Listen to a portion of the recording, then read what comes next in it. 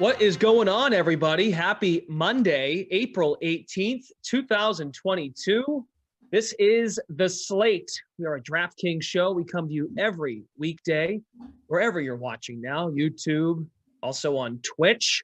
Can join you on the Twitter live stream as well. Geoff, Ulrich, Brendan Glasheen. Good to be talking to all of you. We'll mix it up today. We'll talk some golf to lead off the show. We'll work in some NBA and NHL stuff. NHL regular season winding down. So teams are, well, the East is such a mess, in a good way. The East is a mess, kind of like the NBA. The East is just a mess in the NHL. Still trying to figure out who's going to play who in the playoffs. But yeah, we'll work in some hockey thoughts. Geoff has a write-up for the next event on the PGA Tour, the Zurich. I wish, Zurich is spelled like Ulrich, right? Kind of. The end of Zurich is like how you spell your last name. So. It's pretty close. You're right. You're not wrong. It's it used to be just a regular PGA Tour event held at TPC Louisiana, and then they it was always I think the main reason this one got changed to a team event is the weather. This used to be held like later in the summer, and the weather would always there'd be thunderstorms. It would just get soaked, and I think they just got fed up with it. Like, we're moving you to the spring, and we're going to change the event. And honestly, I think it's been a good change for them. It's kind of like, it's in Louisiana. There's some casinos around, and I think it's kind of like a relaxed atmosphere. Anyways, with the team event, it just kind of adds to it. So I don't know. I was a little skeptical of this being like a good event when they first did it, but honestly, it's kind of turned into a fun one. I mean, it's a little bit more relaxed than a regular tour event. But there's still a lot at stake. Like, for there's some people in this field where they don't even have status, and like a big week here or a win here would just launch them into, really solidify them. So it's always a fun event. There's different styles on each day, alternate shot, best ball. They alternate 2 days of each, and you can go really, really low on best balls. So it's a fun event, and honestly, for betting and fantasy, it's turned into one of my more likable events. So yeah, you can find plenty of props, golfer props on the DK Sportsbook as well. Pairing to win, wire to wire. Hovland and Morikawa are your favorites heading into this coming week for the Zurich Classic, so we can certainly discuss that. Do want to get your reaction to Jordan Spieth getting his first win of the season at RBC Heritage. Jordan Spieth in a playoff takes down Cantlay. I was really bummed out to see that there was some big competition there at the end as far as a playoff, that there was a chance that Kisner was going to get in there, but he couldn't deliver down the stretch. But anyways, your thoughts on Spieth and how he came through? I mean, yeah, I think that Jordan Spieth having a few bad starts, it's almost like it kind of just made us forget that. I mean, Jordan Spieth, before he went through that bad stretch, he was a player who was definitely going to win at least once a year and compete in the majors. And he didn't compete in the Masters, but again, his game is not far off. He's going through some swing changes, but the swing changes appear to be working a little bit faster than I think people realize. And if the consistency comes back even a little bit more, he's going to be a force in the majors this year. He's got St. Andrews, where he was runner up in 2015. I believe it was 15. Yeah, 2015. He's a great Open Championship player, so he's going to be live there. I think Southern Hills isn't a terrible venue for him either. So, the U.S. Open is probably going to be in. I know he's won a U.S. Open before, but unless we get another quirky venue like Chambers Bay, I'm not sure if it's going to be one where he thrives as much, just because he's not as long off the tee. But if his game is on, if his short game is on, and his irons are firing again, he can really win anywhere. So it's good to see, man. I like having Jordan Spieth back in. He's not my favorite player by any means or anything like that, but him being in the mix makes golf more interesting. And you saw it. I mean, he's just capable of these low rounds on the weekend. He did it again. My apologies. Kisner was one of the guys that was cut. I was thinking of right. Yeah, I was going to bring that. Yeah, I'm pretty sure pretty sure Kisner got cut. I was yeah. Were we talking about Lowry? Cut. No, Straka. Oh, okay. Okay. Straka at one point was even with Spieth, and like I said, Straka had a chance to keep in close tabs on Spieth, but Spieth it was very bundled at the end. I mean, Shane Lowry had a chance. Cam Davis at 12 under looked like that might hold up for a bit. Harold HV3, Harold Varner the third. He started he could only produce a 1 under. So lots of guys. I mean, Eric Van Rooyen was there as well. So yeah, it was a lot of guys had it. But again, like these are the events where Jordan Spieth, that's just his class shows up, man. Like he's just capable of putting on these surges at the end, and a lot of his wins have come like that.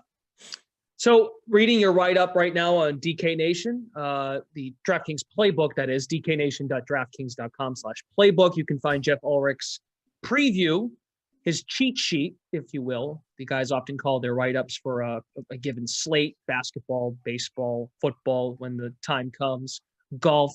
The cheat sheet outlines what to expect in New Orleans. As you noted, the weather looks like it's going to cooperate. At least as of now, it will cooperate in Louisiana. This course also, like we saw over the weekend with Spieth winning at RBC Heritage, you do see an opportunity for whoever comes out on top, or even some of the top finishers at this event.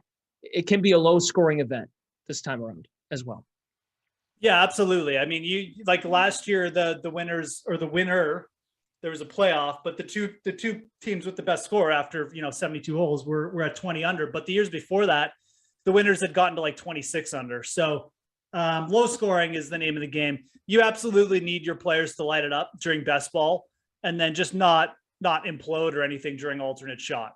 Best ball, you're going to have to throw in like a 62 or something. So that's just been the name of the game here. I don't think the conditions are going to be too bad. There's some wind. So, I mean, maybe we only get like to 20 or 22 under again, like we did last year. We're still going to need to go low. You need to convert here. You look at, I think the biggest trend with like the winning teams. I mean, we had like Rahm and Palmer one year. Neither of those guys are like terrific putters. I mean, John Rahm's good at everything, but the other years we've had like, Kisner, Scott Brown, Cam Smith, Billy Horschel. These guys are just elite at sinking their birdie chances. And you need to just be able to at least one of your guys has to get hot with the putter for the week. So, length really isn't like a huge factor here. It does help, but the par fives are all short. Obviously you want, players trending well too, but you don't have to like cross off people because they're not like long off the tee or anything like that. If anything, guys who can just get hot with their irons and, roll in like a bunch of 10 footers for the week, they should be in high demand. So looking at your write-up here as well, and looking at the DFS contest. So just to clarify, you cannot draft two teammates in the same lineup, right? Like, is that for all contests? I mean, the contest I have up, you cannot do that. The 800K pitch and putt. Right. Yeah. I mean, there's you take one player from either team. Obviously, it doesn't really matter who. And then so you're essentially drafting 6 teams, and yeah, it works the same. It's just like you're betting when you're taking one of the players in DFS, you're obviously getting the performance of the other player as well, because they're contributing to the team score. So, but yeah, the players from each team get the same score. There's no difference in scoring. If you're on the Morikawa Hovland team, doesn't matter if you take Morikawa or Hovland, they're getting the same thing. But you're high on Burns and Horschel. Do you think that's a good duo to build around? Why? Well, I mean, Burns and Horschel, from a consistency perspective, I mean, these guys have played together before. Billy Horschel really likes this course. He grabbed his first career win here. It is, that's the other thing. That's the one thing I'd say about this course and just this event. Like, it's been really good to people who have strong course histories here. Like, Bubba Watson has a win here too, and he's done really well in the team event. Horschel, there's a couple other examples out there that I'm probably not mentioning, but we've seen players just come in and with good course history and still play well here. So familiarity with the course, it's been a thing. And Sam Burns is just a very good young player, quite frankly. Like, he can get so hot with his putter too. Like, I talked about guys who can sink 10, like Sam Burns can literally come into this event and sink every single 10-foot putt for the week, and it wouldn't shock anyone. So I think Sam Burns is a terrific target for this event because he's long off the tee too. So he's probably going to set up Horschel with some good approach opportunities. And these two played together last year. They were T4, I think, one shot out of the playoff. Horschel's won this event in both singles format and doubles format. And like, they're both playing well. I mean, Billy Horschel doesn't have a win, but he's got multiple like top 5 finishes. Burns does have a win. yeah, those two, again, actually, I mean, I really like them for DFS at 10,000. Mm-hmm. God, where's my sports book? But even a plus 1,200, like if I'm looking at the top 5 groups, I mean, I'll gladly take Burns and Horschel plus 12 than any of those other ones at shorter odds. So, I mean, I'm not saying they're the most talented, but they're the team I feel the best about among the top 5. And like you had said in your article, Burns did not play well at the Masters, but as you said, he could very easily bounce back. You look at his previous performance at Valspar, and he was great. So there's a strong possibility he can bounce back. I guess that's what happens when you're a young golfer. You're going to have your growing pains, as they like to say. Like you had mentioned, what growing pains? It's a thing. Sure. Like you had mentioned, you feel that, and we have talked about these kinds of events in the past when we do this show. We talk about the duos and when you have teams, and best ball, as you brought up, is a fun way to approach it. But from a betting standpoint on the sports book, how about from a live standpoint? Are there ways to get involved betting live with the duos? Because maybe it's one of those things you have to process. One player might be playing better than the other, or the duo starts to pick up steam as collectively. How about some live betting opportunities? Yeah, so for live betting for this event, it is interesting. There's definitely some opportunity because, like, alternate shot, alternate shot and best ball are so different, right? I believe they begin with the best ball. I just want to double check that. Yeah, second and final round will be alternate shot. So the first and third rounds will be best ball. And that's important, I think, for live betting, because obviously, like, teams can go so low during the best ball that, if you have a team that, say, they're within reach, but they're like, after 2 rounds, I think, especially after 36 holes, because Saturday will be the moving day. That's when the best ball format is. That's when teams might go out there and shoot 60 or something. And there's going to be teams who make the cut, but maybe they're like in 20th. And I think they're going to be very live. I think that a lot of these teams too will just be going. They know that, like, if we don't shoot 60 today, we don't have a chance. So I think this is a very, very interesting event for live betting for that reason. And even an alternate shot, like, again, there's not going to be as much movement and not as much low rounds. But if you do put in a low round in alternate shot, because it's harder to go low, you could potentially make up a lot of ground too. Like the leaders in alternate shot, if they struggle, I mean, they might only shoot even. So I think it's a great event. I know it's been a very interesting event for live betting. You get a lot of movement. And yeah, like a team comes out, shoots like 60 the first day. You're going to have a lot of chasing opportunities. So it's just a wild format, really, is what it comes down to. And anything can happen. And you should not be scared of taking teams like back in the standings after a couple of days. Yeah. And I'm fascinated to find out if the guys that are good at putting, more specifically, maybe that, yes, it depends, right? How it flows, but how putting is impacted earlier in the event, or if that's something where if you have a duo that has strengths putting the ball, is that something that might come on later on as the weekend goes on? So, as you emphasized in your write-up, having golfers that can putt well at this event is also very beneficial. Yeah, absolutely. I mean, like, if you're live betting, I mean, we don't, the one thing about this event, we don't get strokes gain data, right? Which kind of stinks. So yeah, it's almost one of those events where, like, I hate to say it, but like, you almost just need to, like, either do the eye test or just try and get quality in the odds. Like, if a quality team maybe, grinded through the cut and are looking good, maybe they just were a little bit snake bit with the putter the first 2 days, that's a team you could get on. But I mean, other than that, I would just say, when you're targeting players or teams, in this case, that are, a few shots back or something, in some ways you just have to go with your gut. Like, have they played well the first 2 days and you think they're just due for a low round or what? But yeah, you can always look to long-term strokes gain data too, from previous events, and just not worry about the round by round stuff, and just see, is there value on taking some of these guys? So we don't get that round by round stuff about what's going on, but you can kind of always glean about, did a team make a bunch of putts today? Are they due for more regression, or is it like the opposite situation? So that's the one thing that does kind of stink about these events. We don't get the strokes gain data, but at the same time, I mean, if you're watching a little bit, or you just know like the long-term form of some of these players, you're going to know like who's kind of sticking out as value plays too. So couple more thoughts. How about some back to DFS, some value, some guys you like early in the week here? Yeah, no, for sure. I mean, I think this is an interesting, I mean, this is one of those events where, like you could put in 6 teams, and I think you could legitimately, some way, shape, or form, narrative, stat, course history, you could probably make a case and be like, this is a pretty good team, because again, we just don't have a bunch of like team play, strokes gain data, or any data to go off of. It's just, well, we think these guys are good friends. This guy's done well a couple of years in a row at this event. It doesn't mean that much, but we do have to it's essentially like an event where you just gotta trust your gut.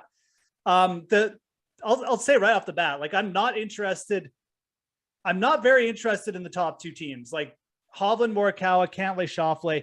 The top teams here have generally just been busts. I mean, I remember one year when Justin Rose and Henrik Stenson came in, and they were like the favorites. This was like 2017, and people were talking them up.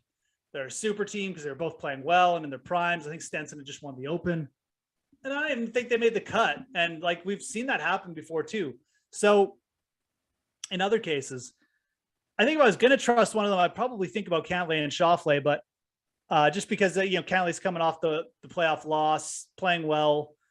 Both those guys can definitely more adept putters, in my opinion, than Hovland or Morikawa. So Cantlay and Schauffele would be the main group I'd go with. But again, I don't mind going with Sam Burns and Horschel to start. And then I think it gets really interesting. Like then you're kind of into like Euro match play teams like Lowry and Poulter, Fleetwood and Garcia. Like, is the match play factor gonna come through? Fleetwood and Garcia almost won this event one year. And like Lowry's playing really good. I think the young team that sticks out the most at the top is Mito Pereira and Joaquin Niemann, like the South American duo. These guys are both really, really good. They've played good in 2022 as well. So 9,200, it's looking like pretty good value there for them. I mean, I think you can make a really good case that both those guys have been like better than the Euro teams that they're behind. So at 9,200, I don't hate that at all.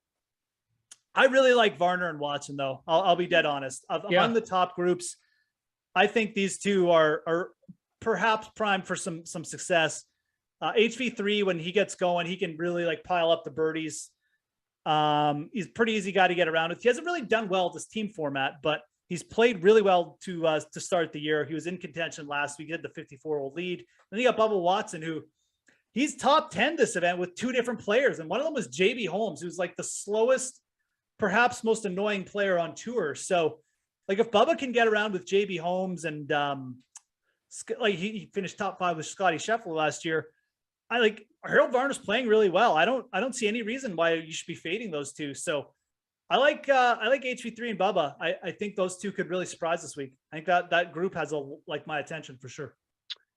And I'm pretty sure that's your pick, right? That's your pick for the weekend. Yeah, absolutely. I mean, I like them for DFS. They're only 9K. I like them in the betting. They're plus 2,500. You're getting Bubba's experience. We've seen experience be a big thing here with guys like Horschel, I mentioned. Ryan Palmer, another one. And Bubba's just proven like he kind of likes this format. And I kind of like it for him as well. So I'm really into them this week. I think that's a good one. I'd rather go with them. Like I like Davis Riley and Will Zalatoris too, but these young duos they really haven't worked out so well. Like for DFS, like even like Cam Smith, when he's won with veteran players. He's won with Jonas Blix and Mark Leishman, like guys well into their 30s. Zalatoris and Riley, they're great, but I just don't know if they're necessarily like, prepared to handle this team format and just be patient and, kind of take what the other guy's giving them. So I don't really like those kind of guys for this format. I'd rather go with like veteran players like HV3 and Bubba. Scott Piercy and Billy Horschel, same kind of two types of players in their 30s. I've been around a bunch. I've played, this venue a few times. I like HV3 and Bubba there.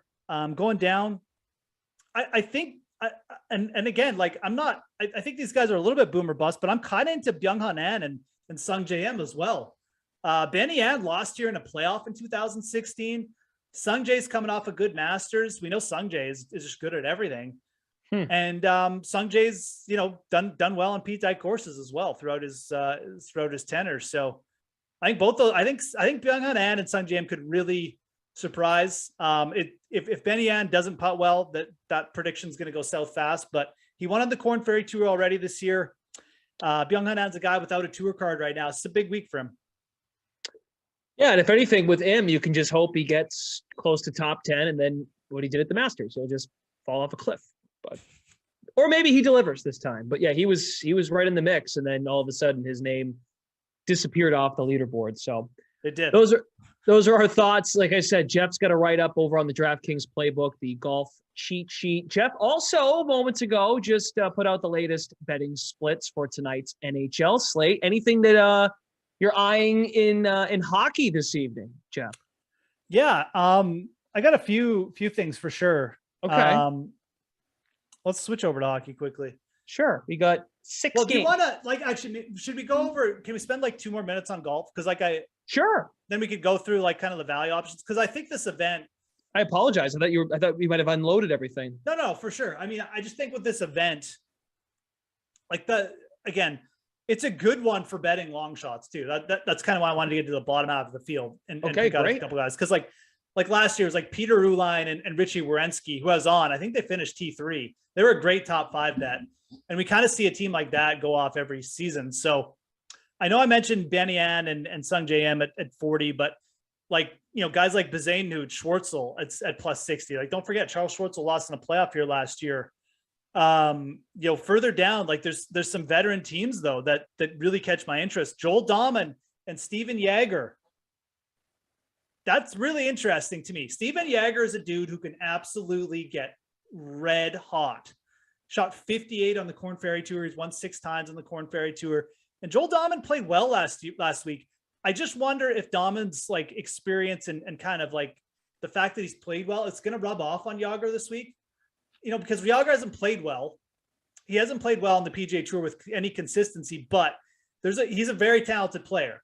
And in this format, I just wonder if that's going to pop up this week. So both these guys have played this event before. They both had top 20 finishes here at plus 14,000. I look at that range and those guys are really interesting to me. Again, veteran type of players, both guys in their 30s, they're know how to take advantage of weaker courses. That's my long shot pick of the week right there. Joel Dahman, Steven Jaeger, they're plus 7,300, on DraftKings for DFS, but a plus 1,400, man. I'm telling you, if Jaeger shows up this week, look out. This team will go low. It's very boomer bust, but if he doesn't, it's going to be ugly. But I'm pretty kind of pumped about them because of how Dahman played last week. If he wasn't playing well, I wouldn't be recommending them, but because he is playing well, I'm pretty interested. So that's one team that sticks out. And then we got another team I sort of had some interest in. Yeah, Jager's got to make a cut. I mean, I know he's got a teammate. No, and I know, but I'm telling you, that's the type of player Steven Jaeger is. He can miss 4 cuts in a row and come in and sink a million feet of birdies the next week. He's due. So he is due. He's due. And I just feel like this format could help him. It's boomer bust again, plus 14,000. But once you get in this range, all these guys are boomer bust. Harry Higgs, Austin Smotherman, another interesting duo. Harry Higgs can go low too. They're at plus 18,000. So that's even longer shot duo. But Harry Higgs has been playing pretty good lately. He's really good at the Masters. So Higgs, Smotherman, another duo to potentially top 10. These guys are good top 10 bets too, I think. Dahman and Jaeger as well. Sure. Yeah, plus 900 for Higgs. And then Jager's group is plus 750. Yep. Did you say, top 10, right? Okay. Yep. Very good. Cool. Sounds good. And I'm assuming you'll have a little more this week as the week goes on. You'll have the golf show Wednesday as well, on the slate. But yes, Geoff's golf cheat sheet is up on the DK playbook. We will entertain with other sports. We will hit the NHL now. We can even mix in an NBA thought. we were talking before we went live about the Raptors. Geoff, that's the team you root for, right? The Raptors up north. Oh yeah, I mean that's who I'm like forced to root for them. I mean, if I didn't root for the Raptors in NBA, like I'd probably lose my Canadian citizenship. But no, I mean in all seriousness, yes. I mean, sure, I'm always going to root for the Raptors. When they went on their run, that was a thing up here. That was very cool to watch. So I personally don't think they have a chance in this series, but I think there was a few too many people getting high on them and forgetting that like the 76ers. Pretty decent team, when they get it all together. So anyways, that's my take on the Raptors. I like them. I like their coach. I like a lot of their players, but I think that, and we mentioned it, like, with the injuries, I'm not necessarily big on their chances. So yeah, well, we can discuss in more depth. Actually, I haven't looked yet to see what the number is, but how about the NHL first? We've got 6 games tonight. There are some heavy favorites on this slate. You've got Calgary on the road as a heavy favorite. Carolina on the road as a heavy favorite. Let's see. Colorado's home. Vegas is home. And then you get two night games, or the two of the 4 late games are pretty close. Senators, Kraken, Stars, Canucks. What do you like? So I like the unders in a couple games tonight. Probably my favorite bet on the board is under 6 goals in Ottawa, Seattle. Let's just double check here that Ottawa is actually going to be starting Anton Forsberg. If he is, then I really like the under. If he doesn't, then I'm going to have to take back what I just said. But we'll triple check that. It's obviously goaltending. They may not even announce yet. That's sometimes how late they go with goalies. But if Forsberg's starting with Ottawa, my God, site update. It's always when you need something. Oh, it's always it. Forsberg it looks like he's going to play.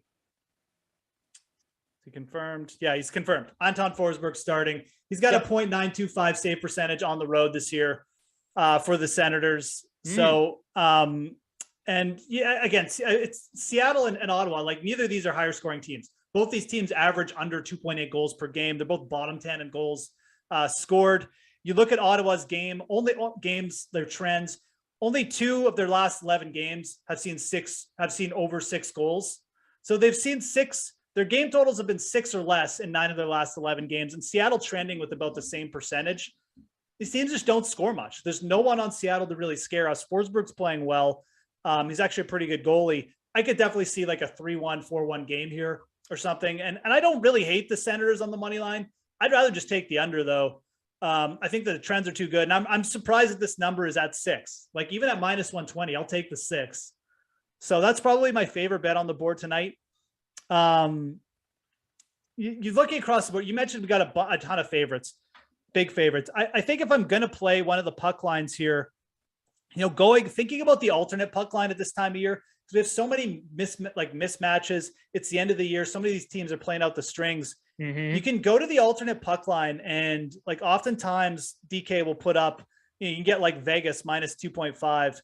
And I'm just trying to see if it's up tonight. It is at +120.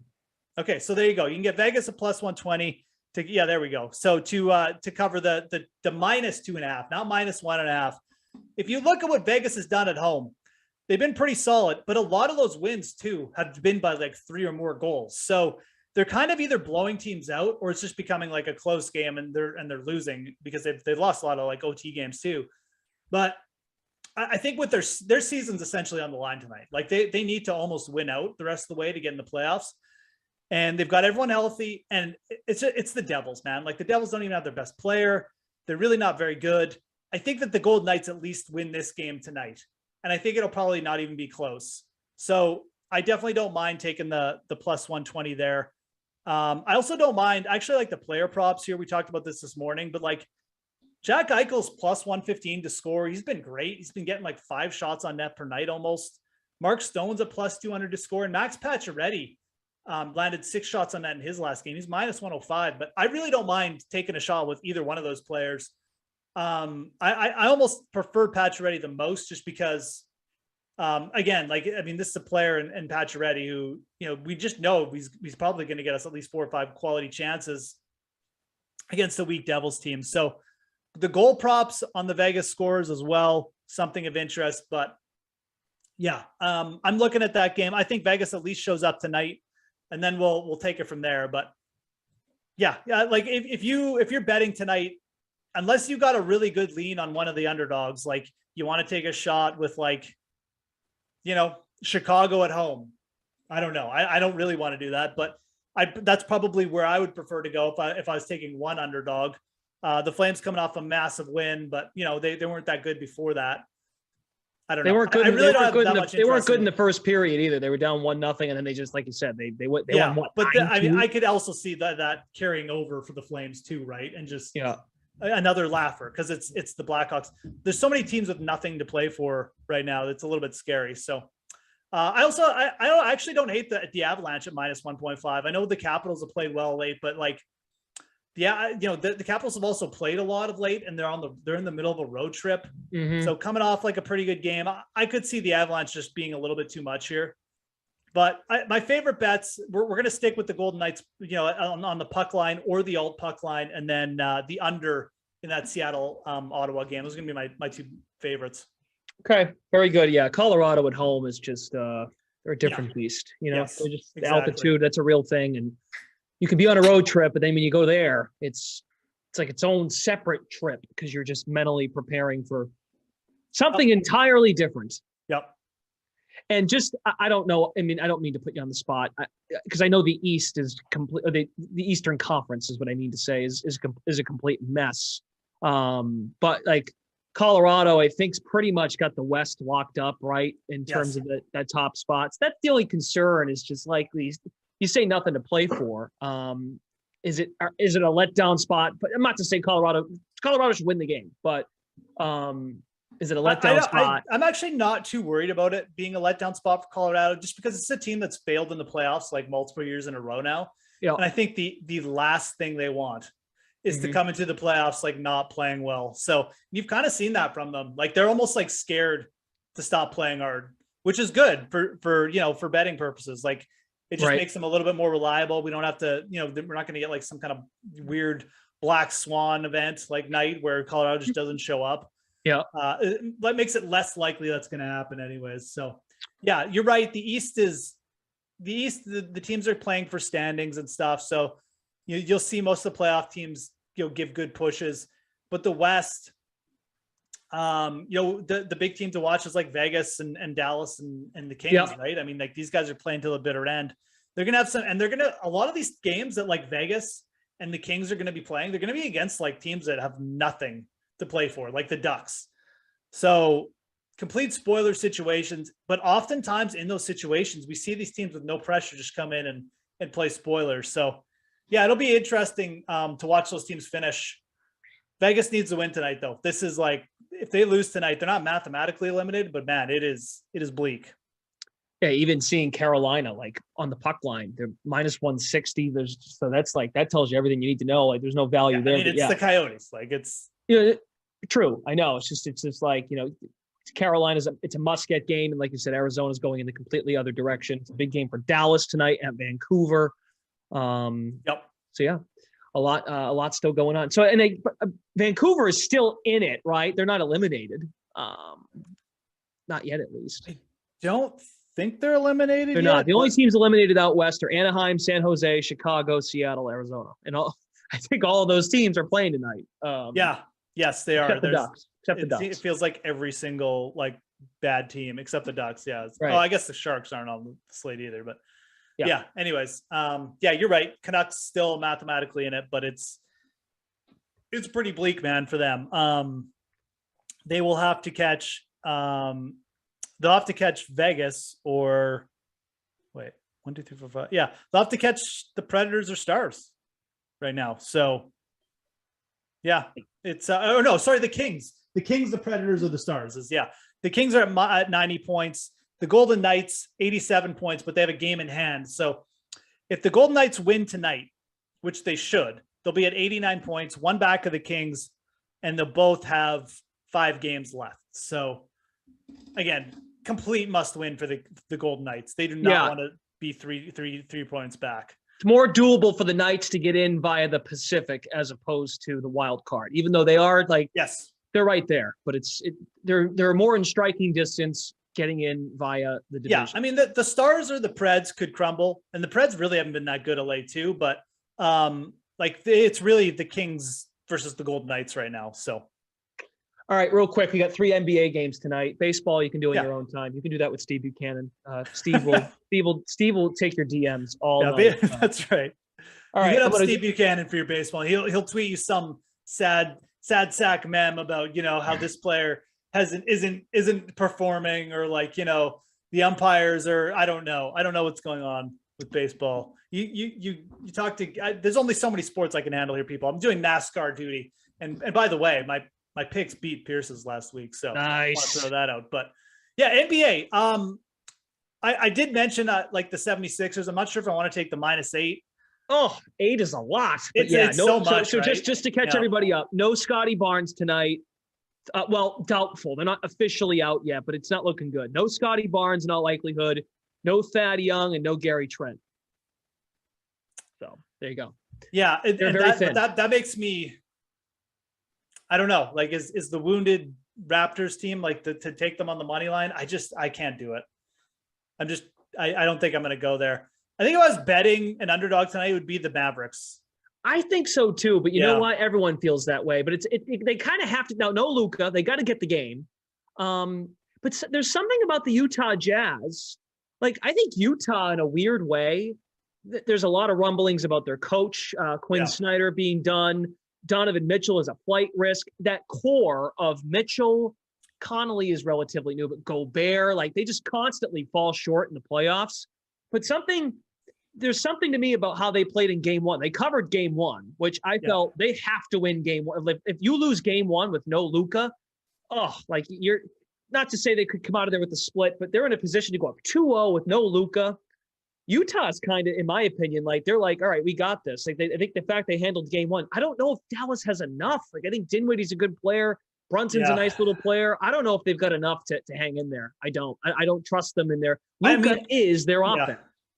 And I don't really want to bet any of the underdogs. I almost think it's a good night. Just take all the favorites and parlay them or something, Okay.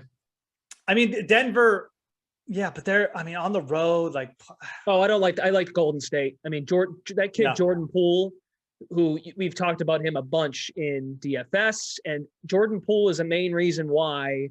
I don't think odds makers knew this when they set the odds before the season. Golden State was the 4th favorite to win the conference, to win the NBA Finals. Excuse me.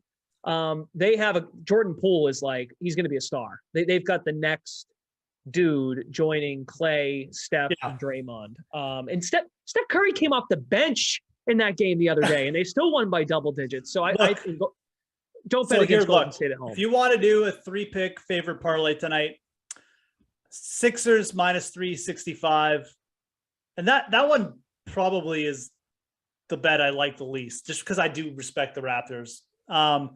I'm going to change my pick. I know I said I kind of like the Mavericks. I think if I was betting an underdog, I would take the +280 with the Raptors tonight. But anyways, if you want to do the 3-pick favorite parlay, +145. +145. I actually don't hate that. I think the Jazz and the Warriors are very good bets. Again, the 76ers are just they're good, but we know that they're inclined to do weird things. So, and the Raptors are they're that feisty team. So, but I really don't hate that at all if you're thinking about it. Yeah, I mean, feisty, and like you had mentioned, it's weird in a weird way. The Raptors being shorthanded might help them, like, because Nick Nurse is used to just having a short rotation. Exactly. No, that's and also Maxey was unbelievable. Tyrese Maxey, the budding. We talked about Jordan Poole. Maxey's that guy for the Sixers. He's a budding young star. Like, he may have had his best game of the playoffs, and it was game 1 of the first round. So you'd like to think there's some regression there in game 2. But yeah, I'm kind of with you on that. And I want to double check really quickly. Just any injury concerns with Utah, because why is that line only 5 points? Why is that only 5? I think it's kind of for what you said. Like, Utah's just not that public a team. People probably just don't trust them. I know it's weird though. I think they're more I have more trust in them now because, like, no one thinks they're like Dallas was a sexy pick at the end of the regular season for folks to go to the finals. Yeah, no, for sure. Yeah. But with Luka being out, I just don't see it. Dallas hung in there, made it a game. They actually had a lead in the latter minutes of the game, but the last 5 minutes of the game the other day on Saturday showed me why they're in trouble when they don't have Luka. No, I'm kind of with you. I think you're right. Like I think the Jazz probably getting underrated here a little bit for the reasons you kind of laid out. -5 does seem weirdly low. Well, because game one was 6.5. Yeah. And now they're only a shorter favorite after winning and covering the other day and still no Luka. And we're sure Luka's out, right? Like he's. Yeah, I'm pretty. That's Luka Doncic. He is doubtful. Okay. Doubtful. Okay, so maybe you know how that goes. Different animal in the playoffs. Yeah. Could very well change. Yeah, it could. That's probably what's keeping this line at -5. So. All right. Well, you heard it here first. Just take all the favorites to go up 2-0 and take them on the money line. I mean, it is the first round. Like, you know, we see like this is where we see the biggest mismatches. So it really wouldn't shock me if it worked out that way. Yep. Okay, we got to go. They're telling us to wrap the show up. Thank you, Daniel and Eamon. Appreciate you guys. Brendan Glasheen, Geoff, Ulrich. Once again, I'm back tomorrow. Back with more NBA. We got a good slate tomorrow as well. There's games every night in the NBA playoffs. It's going to happen with hockey very soon too. It's going to be fun. Good time of year. We'll be back to talk Hawks, Heat, Wolves, Grizzlies, Pelicans, Suns tomorrow here on the show, an NBA version of the slate. Don't forget to watch The Sweat at 11 a.m. Eastern time tomorrow morning to get yourself caught up for the day in sports. For Geoff, for Eamon and Daniel, Glash saying so long. We'll see you tomorrow. Thanks.